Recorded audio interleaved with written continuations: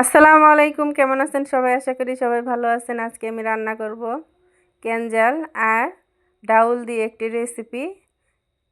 সাধারণত এই ক্যানজালটা সবাই চেনেন, কেউ শুটকি দিয়ে খায়, আমি ডাউল দিয়ে খেতে বেশি পছন্দ করি। তো প্রথমে সব মশলা এক এক করে দিয়ে দিলাম, গোটা রসুন দিয়ে দিলাম। প্রথমে ভালোভাবে নেড়ে চেড়ে নিয়ে মশলাটাকে ভালোভাবে মিশাতে হবে। কষানো হয়ে গেছে, এখন দিয়ে দিব পানি।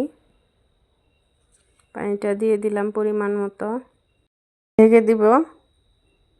এই তো বলক উঠে গেছে। ডালটা একটু অর্ধেক সিদ্ধ হতে হবে।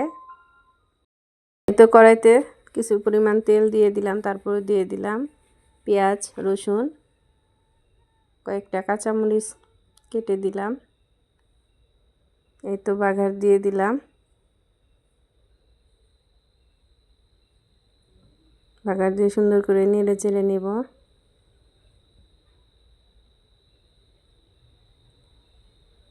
দিয়ে দিলাম জিরে গুঁড়ো। এই তো ঢেলে নিলাম। তরকারির কালারটা অনেক সুন্দর দেখা যাচ্ছে। আপনারা চাইলে এইভাবে রান্না করে খেয়ে